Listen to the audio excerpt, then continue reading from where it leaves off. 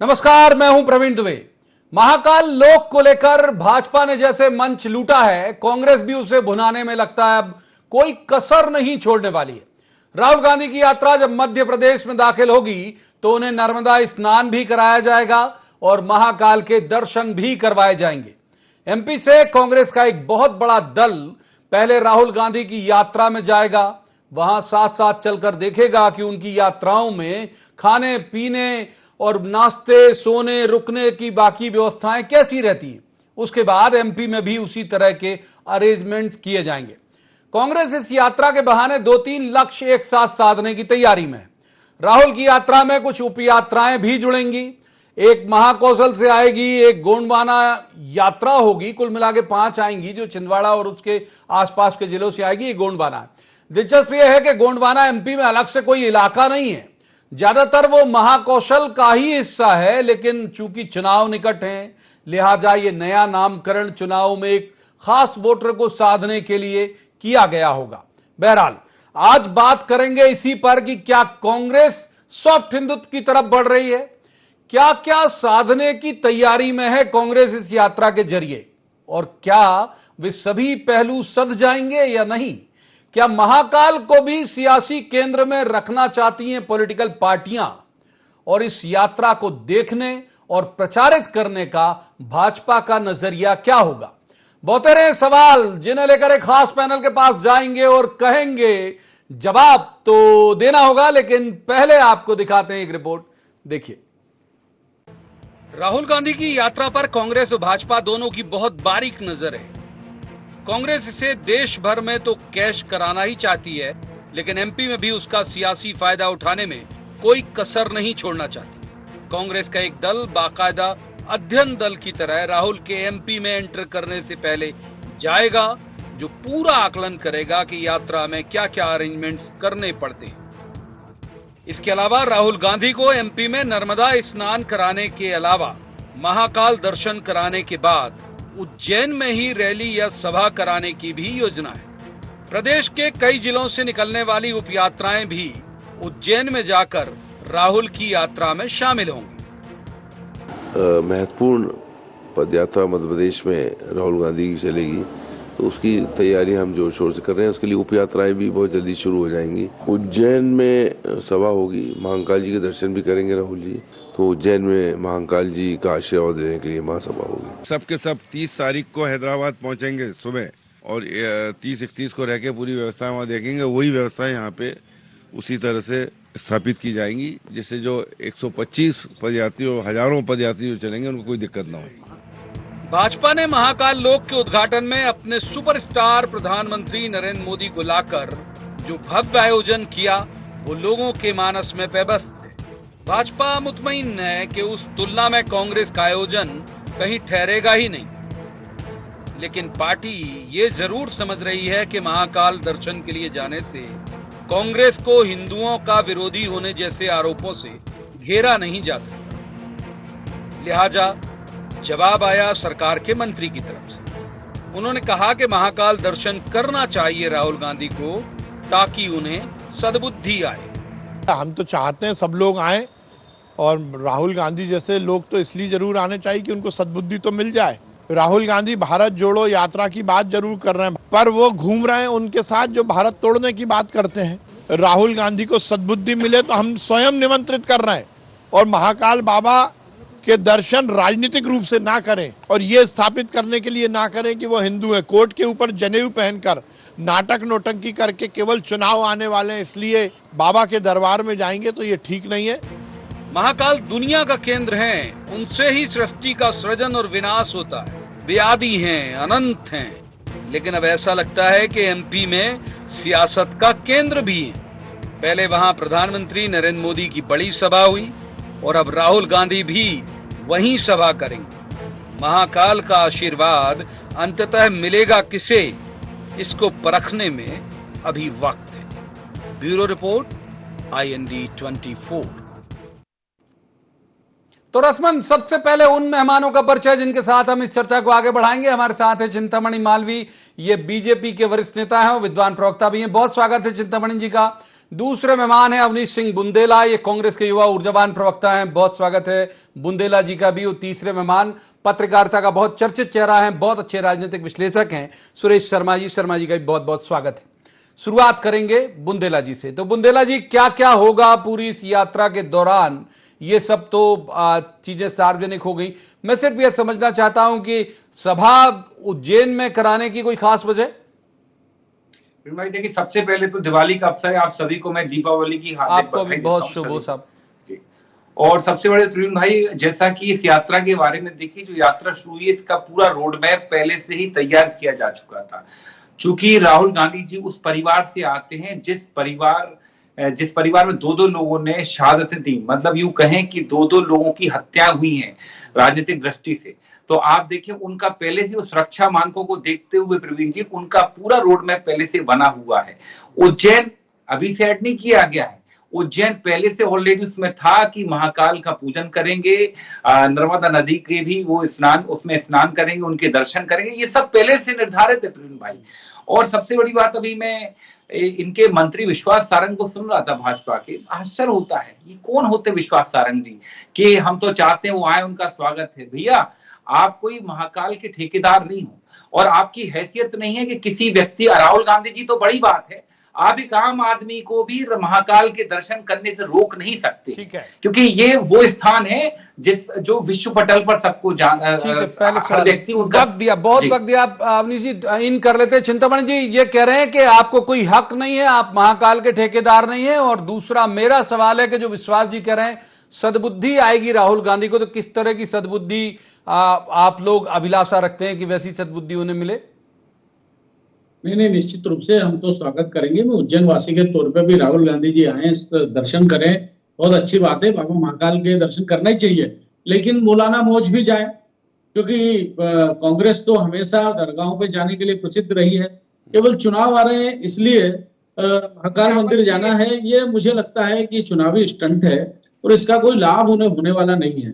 अगर उन्हें जाना है और वास्तव में वो बिल्कुल सेक्युलर हैं और सर्वधर्म में विश्वास करते हैं, और तो उन्हें मौलाना मौज भी जाना चाहिए, वहां भी चादर चढ़ाना चाहिए। लेकिन चूंकि ये चुनाव, वो गुजरात, जब केरल में जाते हैं तो पादरी से मिलते हैं, वहां वो गुरुवायूर मंदिर नहीं जाते, वहां बाकी जगह नहीं जाते। तो भाई यहाँ आकर के महाकाल क्यों? यहाँ भी तो मौलाना मौज की या किसी और दरगाह पर जाएं। तो ये जो पाखंड है, इस पाखंड की खिलाफत है, हमें इससे कुछ नहीं हुआ है। बहुत वक्त दिया। तीसरे मेहमान को इन कर लेता हूँ, आऊंगा अवनीश जी, आऊंगा। तीसरे मेहमान को एक बार इन कर लेते हैं, उनकी फिर वो गैर राजनीतिक जो होते हैं उनका ज्यादा तरफदारी करता हूं मैं, क्योंकि वो असहाय नहीं होने चाहिए। भाई आप दोनों पॉलिटिकल लोग हो। एक बार सुरेश शर्मा जी को इन करता हूं। शर्मा साहब, ये जो पूरी कवायद आप इसे देख रहे हैं, मैं ये कह रहा हूं कि तुलना के बिंदु आपको क्या लगता है? एक बहुत बड़ा बेंचमार्क सेट कर जाते हैं जहां भी प्रधानमंत्री नरेंद्र मोदी जाते हैं। महाकाल अभी होके वो चले गए, उन्होंने महाकाल लोक का लोकार्पण किया। अब कांग्रेस के जो सुपरस्टार हैं वो जा रहे हैं बीजेपी के सुपरस्टार के बाद। कैसी तरह की तुलना आपको लगता है होंगी? देखिए, प्रधानमंत्री होते हैं, और नरेंद्र मोदी के बारे में जब भी हम बात करेंगे तो उनका जो हिंदुत्ववादी चेहरा है वो सबके जहन में आता है। इसलिए उनका महाकाल के दर्शन करने का अपना एक अभिप्राय और राजनीतिक महत्व जो है निहितार्थ है।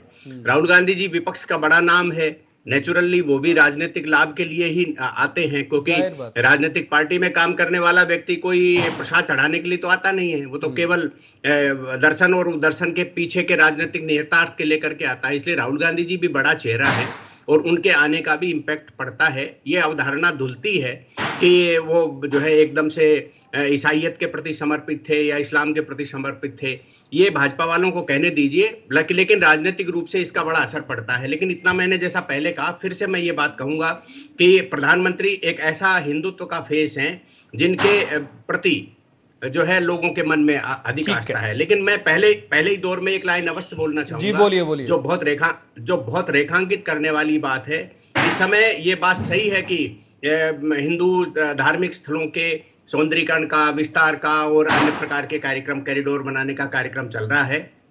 ये पहले की सरकारों में भी चल सकता था। अंतर केवल ये है प्रवीण जी कि सोमनाथ के मंदिर में जो हुआ था वो यदि हमारे ही पैसे से हुआ था, क्योंकि हिंदू मंदिरों का जितना भी पैसा वो सरकार के पास जाता है, इसलिए उस समय ये कह देना कि सरकार का काम हिंदू मंदिरों का संरक्षण जीर्णोद्धार करना नहीं है, ये इसलिए गलत था क्योंकि कानून जो है ये कहता है। ठीक है सर, अब अवनीश जी को इन कर लेते हैं, आपको भी पर्याप्त वक्त दिया पहले सवाल में। अवनीश जी, जो आप चिंतामणि जी की बात का जवाब देने के लिए बहुत उत्साहित थे वो तो दीजिएगा, मेरा एक सवाल ले लीजिएगा कि जो 5 यात्राओं में एक जो मैं पढ़ पा रहा हूं वो सोर्सेज के हिसाब से, ये भी बहुत ही सार्वजनिक बहुत सारी चीजें हुई नहीं, वो ये कि एक यात्रा महाकौशल से आएगी, एक गोंडवाना से आएगी। तो ये गोंडवाना शब्द जो है वो किसी खास वोटर को इंगित करके चुन लिया क्या आपने?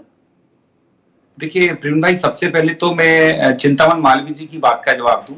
ये जो बात कर रहे हैं राहुल गांधी जी, ये पहली बार कोई धार्मिक मंदिर नहीं जा रहे। उसके अगर आप देखें, पैदल राहुल गांधी जी ने माउंट सरोवर की यात्रा की, पैदल चढ़कर बद्रीनाथ केदारनाथ की यात्रा की, पैदल वो वैष्णो देवी कई बार दर्शन करने जा चुके हैं। मैं तो पूछना चाहता हूं, नरेंद्र मोदी अमित शाह कितनी बार पैदल गए? वो तो जाते हैं, पूरा सरकारी लाव लश्कर लेकर जाते हैं प्रवीण जी। और सबसे बड़ी बात, हिंदुत्व की अगर आप बात करें, हिंदू मुस्लिम, तो मुझे बताएं मोहन भागवत जी क्या कलमा पढ़ने गए थे क्या मस्जिद में दिल्ली में? इस बात का जवाब दें आप कि कोई एनजीओ चलाते हैं मोहन भागवत जी? मैं प्रवीण जी आपकी ही बात को आगे बढ़ाऊंगा। एनजीओ शब्द जो आता है कि क्या मोहन भागवत जी वहां पे किसी एनजीओ की फंडिंग करवाने के लिए गए थे मस्जिद में? ये काम हम नहीं करते चिंतामन भाई।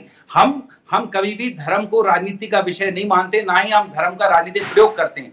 और बाकी मैं आपको बताऊं, मध्य प्रदेश से कई हिस्सों से यात्राएं जा रही हैं, चूंकि गोंडवाना, आप प्रवीण भाई आप उसी क्षेत्र से आते हैं, मुझे मालूम है, जबलपुर जो विंध्य क्षेत्र है उस तरफ से आते हैं। तो देखिए महाकौशल आपने याद होगा एक गोंडवाना एक्सप्रेस भी चलती, तो कहीं ना कहीं गोंडवाना कोई वहां सम्मानित, क्या जैसे बुंदेलखंड है, बंगेलखंड, मुझे लगता है ऐसे कहीं कोई नाम दिया होगा। ठीक है, ठीक और बाकी चिंतामणि जी को कर लेते हैं। चिंतामणि जी, एक तो मैं चाहूंगा कि जो अवनीश जी कह रहे हैं उसका जवाब, और दूसरा मैं एक सवाल एड ऑन कर देता हूं कि फिर वैसे ही तो नहीं तलाशोगे कि कोर्ट के ऊपर जने हो, मतलब पूजा पद्धति पर नजर रखोगे ना? आप जल्दी बात पूरी कर दीजिए, अवनीश जी कर दीजिए प्लीज। चिंतामण मालवीय जी से एक सवाल पूछना चाहता हूं, क्या आपको राहुल गांधी जी से तो बड़ा परहेज, बड़ी नफरत है? उनके ही परिवार के एक पेड़ का एक फल आपके यहाँ भी इसको वरुण गांधी कहते हैं, और दिन रात आपको आईना दिखाते हैं उनके बारे में। तो अब चलिए चिंतामणि जी, 3 हो जाएंगे साहब, उन्हीं में वक्त खत्म है। चिंतामणि जी जवाब, मतलब वैसे ही तलाशोगे कोर्ट के ऊपर जने वाला कोई फोटो? मुझे लगता है अवनीश जी को आत्मावलोकन की जरूरत है, क्योंकि उनके कथन में बहुत झूठ है। वो सीधे में झूठ बोलूंगा, इसलिए बोलूंगा कि वो कह रहे कि नहीं हम धर्म नहीं देखते, हम धर्म नहीं देखते। इन्हीं के तो प्रधानमंत्री थे जो कहते थे कि भाई मुसलमानों का पहला आगे संसाधनों पर। इन्हीं के तो प्रधानमंत्री थे जिन्होंने एक तरफा वर्शिप एक्ट लागू किया कि हिंदुओं को उनके मंदिर नहीं सौंपे जाएंगे, वो इवन कोर्ट में भी नहीं जा सकते। इन्हीं के तो प्रधानमंत्री थे नरसिंह राव जिन्होंने वक्फ बोर्ड बना दिया, और वक्फ बोर्ड जो दुनिया में कहीं नहीं है, भारत में आज 8 लाख एकड़ से ज्यादा जमीन, हेक्टेयर से ज्यादा जमीन, एकड़ भी नहीं हेक्टेयर उसके पास है, आज तीसरी सबसे बड़ी संपत्ति का मालिक है, और जिसके खिलाफ कोर्ट में सुनवाई नहीं हो सकती। यानी एक्स्ट्रा कॉन्स्टिट्यूशनल जो इंस्टीट्यूट आपने बना दिया, ये आपकी सरकार तो थी। आप कैसे कह सकते हैं कि नहीं? और अब आपने बंद कर दिया है रोजा इफ्तार करवाना, अब आपने बंद कर दिया। अच्छा, ट्राइबल चिंतामणि जी, ट्राइबल आपकी कमजोर कड़ी है या फिर आपको लगता है कि मजबूत है? ना देखिए, वो जो अनुसूचित जनजाति समाज है वो भारतीय जनता पार्टी के साथ है। सबसे ज्यादा सांसद, आज देखिए कि सांसद हमारे जितने भी अनुसूचित जनजाति की सीट है वो भारतीय जनता पार्टी की है, विधायक भी बड़ी मात्रा में जीते हैं। और लहर चल गई थी तो ये कह सकते हैं कि आप सबसे ज्यादा आधार हमारा भी बड़ी तेजी से बढ़ रहा है, और ऑलरेडी है ही वो अनुसूचित जनजाति के क्षेत्र में। ये इस तरह बांट करके जो राजनीति करते हैं इसमें सफल नहीं हो पाएंगे भाई अवनीश जी। एक बार शर्मा साहब को इनका लेता हूं। शर्मा साहब, यात्राएं, अगर आप बहुत वरिष्ठ पत्रकार हैं, मुझसे ज्यादा अनुभव आपका है, जो यात्राएं राज्य के अंदर निकली, मतलब एनटीआर से लेके रेड्डी दोनों पिता पुत्र की मान लें, वो तो जरूर तड़ से असर दिखा देती हैं कि भाई वो सीएम बन गए और ये बन गए। देशव्यापी जो भी निकली, जैसे चंद्रशेखर पीएम नहीं बन पाए थे, बाद में भले बने लेकिन यात्रा के तुरंत बाद नहीं बने। आडवाणी साहब निकाले, बीजेपी को स्थापित कर दिया लेकिन वो पीएम नहीं बन पाए। इस नजरिए से अगर हम देखें तो आपकी टिप्पणी क्या है इस राहुल जी की यात्रा पे? जब भी कोई पद यात्रा प्रवीण जी निकलती है, उसका स्वाभाविक रूप से लाभ मिलता है राजनीतिक पार्टी को। ये तो नेता की कुव्वत होती है कि वो उसको प्रधानमंत्री पद में या मुख्यमंत्री के पद में कन्वर्ट कर पाएगा या नहीं कर पाएगा, लेकिन देर से सही उसका लाभ मिलता है। आप सुंदरलाल पटवा जी की यात्रा को देख लीजिए, आपने 2-3 उल्लेख किए, ये सारी चीजें इस बात को बताती हैं कि जब भी नेता जनता के बीच में जाता है, सड़क पर उतरता है, जनता से कनेक्टिविटी होती है, तो कनेक्टिविटी ही वोट में कन्वर्ट होती है। इसलिए राहुल गांधी जी की यात्रा को कोई नकारता रहे, कोई कुछ भी कहता रहे, लेकिन मेरा अनुभव ये कहता है कि कोई भी यात्रा जनता में से बड़ा नेता, जब बड़ा नाम निकलता है तो जनता का अटैचमेंट उसके साथ होता है। उमा भारती की यात्रा में मैं साथ था, मैंने दिग्विजय सिंह जी को ही कह दिया था कि आपकी तो 40-50 सीटें आ रही हैं, तो वो परिणाम यही है, जनता के बीच जाने का सीधा असर पड़ता है। कोई कितना ही हल्के में ले, लेकिन मैं हल्के में नहीं लेता। राहुल गांधी जी की यात्रा का इंपैक्ट पड़ेगा, इस पे कोई मतलब जो टर्न था वो अवनीश जी का था, लेकिन जाएंगे चिंतामणि जी के पास। चिंतामणि जी, शर्मा साहब भी बहुत सीनियर जर्नलिस्ट है, वो कह रहे हैं यात्रा से फर्क तो पड़ता है, तो कहीं इसी वजह से कुछ आप उसमें वो तो नहीं तलाश रहे कि भाई कुछ तलाशा जाए, आलोचना की जाए? नहीं, वो इतिहास कुछ रहा होगा, 1-2 बार फर्क पड़े, क्योंकि हमेशा ये गतिशील समाज है, हर बार जो ऐसी घटनाएं दोहराई जाए जरूरी नहीं है, क्योंकि वो किसी मुद्दे को लेकर के नहीं जा रहे। पहले जो भी यात्राएं हुई वो मुद्दों को लेकर के हुई। इनके पास मुद्दा क्या, देश बचाओ, देश जोड़ो, ऐसे खाली और खोखले मुद्दों को लेकर के जाएंगे तो जनता समझती है। ये ठीक है कि आपका जनसंपर्क होगा, आप जमीन नाप लेंगे, कुछ जहां आपको 20%, 25% वोट मिलता था, वह 2-3% वोट बढ़ जाएगा, लेकिन इससे अगर समझे कि जनता इतनी नासमझ है कि इन्हें सत्ता दे देगी, आपके पास आउट ऑफ टर्न आया था सर, इसलिए रोकूंगा अवनीश जी को। इन करता हूं, खोखले मुद्दे लेके जा रहे हो अवनीश जी आप, और 1-2% ही वोट बढ़ेगा, बहुत ज्यादा उत्साह में आने की जरूरत नहीं है, ऐसा चिंतामणि जी का कहना है। प्रवीण भाई, पहली बात तो मैं स्पष्ट कर दूं, हम ये बिल्कुल नहीं मान के चल रहे हैं कि हमारा कितना वोट बढ़ेगा। वो जनता का मानस तो हमको आशीर्वाद तो मिल रहा है, आप देख लें वोट कितना % बढ़ेगा, प्रवीण भाई वो आने वाला वक्त बताएगा। बाकी खोखले बिना मुद्दों के हम नहीं जा रहे हैं। मुझे लगता है चिंतामण मालवीय थोड़ा अगर अखबार पढ़ा करते, अगर थोड़ा इंटरनेट देखा करते, तो शायद इनकी जानकारी दुरुस्त होती। उपाध्यक्ष है भारतीय जनता पार्टी के, इनको जानकारी नहीं है कि इस यात्रा के मूल मुद्दे क्या है। बढ़ती हुई महंगाई, जो डीजल पेट्रोल के बेतहाशा दाम बढ़े, 125 रुपए प्रति लीटर पेट्रोल बिक चुका है देश में, जो गैस की टंकी 1100 के ऊपर चली गई एलपीजी की, जो निरंतर बेरोजगारी बढ़ रही है, जो आप देखें असंगठित क्षेत्र में प्रवीण भाई 2015 में 35 करोड़ लोग काम किया करते थे। अगर पॉपुलेशन की ग्रोथ के हिसाब से देखें प्रवीण भाई, तो 2018 तक वो जो संख्या थी वो 43 करोड़ थी, मतलब आज तक लगभग 50 करोड़ पार कर जाना चाहिए। ये सब समझा पाएंगे राहुल गांधी की? नहीं, सवाल यही है कि वो आखिर वो निकले इसी वजह से ना, कि मैं समझ जाए।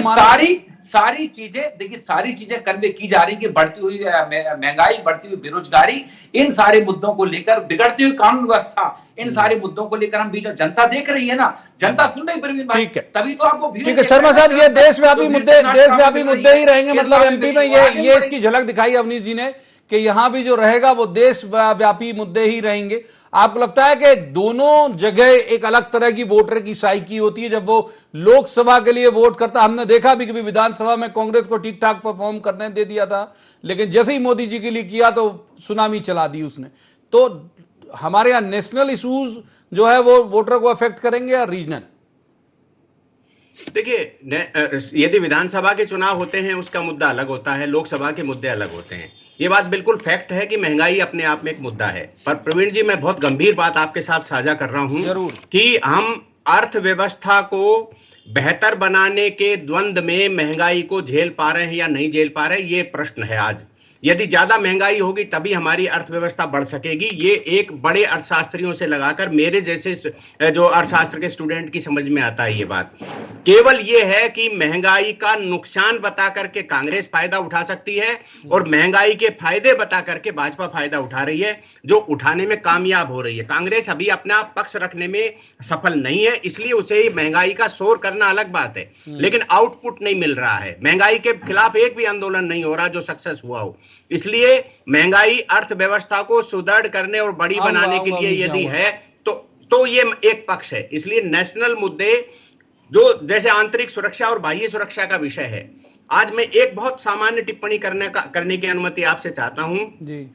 हमारे देश में एक अंतर आता है, कांग्रेस जो है वो एक तरफ साफ हिंदुत्व की तरफ जा रही है, दूसरी तरफ ऋषि सुनक यदि प्रधानमंत्री बनते हैं तो केरल और तमिलनाडु वाले वो लोग जो मुस्लिम परस्त या ईसाई परस्त पॉलिटिक्स करके सत्ता में यानी पार्लियामेंट तो ये एक तरफ विरोध करके ये बताते हैं कि एक हिंदू का प्रधानमंत्री बन जाना कितना घातक हो रहा है, अल्पसंख्यकों को बनाओ। इसका अभिप्राय क्या है कि आप राहुल गांधी एक बार आऊंगा, आप नहीं जाऊंगा, पहले चिंतामणि जी के पास जाना जरूरी इसलिए भी है कि वो विषय अचानक स्लिप नहीं होना चाहिए। चिंतामणि जी, ये जो सॉफ्ट हिंदुत्व एक शब्द जो है वो मीडिया नहीं गढ़ा हुआ है, और लेकिन हमेशा एप्लीकेबल होता है कांग्रेस और खासतौर पर राहुल गांधी के लिए, तो ऐसे तो नहीं आपको लगता कि भाई ये तो हमारा अधिकार है मंदिर जाना, हमारा अधिकार है मंदिरों का जीर्णोद्धार कराना, हमारा अधिकार है, ये कैसे अतिक्रमण कर रहे हैं, ये भाव तो नहीं आता कहीं मन में आपके? नहीं, हम तो चाहते हैं कि सब लोग मंदिर जाएं। हम तो करुणवंतु विश्वम आर्यम वाले लोग हैं, हम सब लोग मंदिर जाएं, वहां अच्छे संस्कार मिलते हैं। भाई यही कहते थे कि वहां लड़के छेड़ने जाते हैं, ये राहुल गांधी के ही वक्तव्य है। तो वो अब बताएं कि वो मंदिर क्यों जा रहे हैं। दूसरा ये कि वो मंदिर जाएं तो दिल से जाएं, जब चुनाव नहीं हो तब भी जाएं, लेकिन जब चुनाव नहीं होता है तब वो किसी मंदिर नहीं जाते हैं। जब वो चुनाव की आहट होती है तो मंदिर जाने लगते हैं। तो ये जो हिपोक्रेसी है, तो हम हिपोक्रेसी के खिलाफ हैं, हम मंदिर जाने के खिलाफ नहीं है। उनका स्वागत है, हम खुद उनके स्वागत के लिए खड़े रहेंगे। भाई तमाम उज्जैन की जनता, हम भी उज्जैन के नागरिक है कि आए मंदिर आए, लेकिन भाई आप साफ मन से आओ। आप अगर छलने आएंगे, आप अगर धोखा देने आएंगे, छलावा करने आएंगे, तो उज्जैन की जनता को और मध्य प्रदेश की जनता को और देश की जनता को ये छलावा स्वीकार नहीं है। आप करते कुछ हो रहे हैं, साफ मन से जाइए। आप लोग छलने जाते हैं, चुनाव के वक्त मंदिर जाते हैं, वैसे हिंदुत्व को लेके कोई प्रेम आप में है नहीं। प्रवीण जी, मैं फिर कहूंगा, मालवीय साहब अध्ययन नहीं करते। इनको मालूम होना चाहिए कि राहुल गांधी जी जिस राज्य में चुनाव, वहां यात्रा जा ही नहीं रही गुजरात में। अगर चुनावी लाभ लेना होता तो महाकाल के दर्शन करके सीधे जाते ना गुजरात, नहीं जा रही ना यात्रा। इसलिए हम हमेशा से कहते हैं कि हमारे लिए धर्म आस्था का विषय राजनीति का विषय नहीं है। और सबसे बड़ी बात, आप एक बात को आप समझिएगा, जो बार बार बात कर रहे हैं, अगर आप अयोध्या मंदिर के ताले खोलने की बात करें तो राजीव गांधी जी ने उसके ताले खुलवाए, लेकिन हमने उसको प्रचारित नहीं किया। और मैं कहूं, ये जो कह रहे हैं ना, देखिए कांग्रेस पार्टी सर्वधर्म समभाव की पार्टी है। हर चाहे हम ये मानते हैं कि हर व्यक्ति जो इस देश में रहता है, क्योंकि इनको शायद जानकारी नहीं, सिर्फ 4 धर्म नहीं है इस देश में, 77 तरह के धर्म है, जब आप पता करें। इसके अलावा लगभग 3500 तरह की भाषाएं बोली जाती हैं, जानकारी निकालिए तरह। और जाति उपजाति देखेंगे ना प्रेम भाई, तो लगभग इस देश में 10,000 से ज्यादा जाति उपजाति हैं। तो क्यों आप लोगों को धर्म और इनके बंधन में बांधना। देखिए देश में जितने भी लोग, और मैं तो कहता हूं आपके ही आरएसएस वालों ने कहा है कि सनातन एक धर्म नहीं है, सनातन एक जीने का माध्यम है, एक जीने का तरीका है।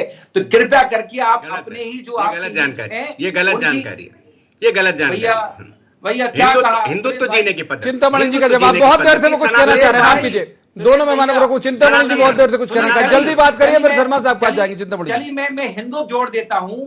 उनने क्या कहा था मोहन भागवत जी ने, कि जो भी देश में रहता हर व्यक्ति हिंदू, यही कहा था ना। जो भी देश में रह रहा है, भारत में रह रहा है, वो हर व्यक्ति हिंदू है। ठीक है, थोड़ा सा सर विषयांतर हो। चिंतामणि जी को इन करते हैं, मूल विषय पे रहते हैं आप जरा, फिर उसके बाद शर्मा साहब के पास भी जाना बहुत देर से नहीं किया। चिंतामणि साहब बोलिए, बात पूरी करिए। घटेंगे क्यों कहना चाह रहे थे बहुत देर से, बोलिए। हम तो कहते हैं अगर आप इतने हिंदू मुस्लिम वाले हैं तो सबसे बड़ी लव जिहाद तो आप क्या होगी। ठीक है अवनीश जी, ठीक है बात। अरे भाई अपने विपक्षी दल को भी मौका दीजिए। चिंतामणि जी बोलिए, बात पूरी करिए। चिंतामणि जी बोलिए। देखिए अवनीश जी ने जो कहा कि भाई गुजरात, अरे अवनीश जी बोलने नहीं दीजिए, बहुत बोलने से।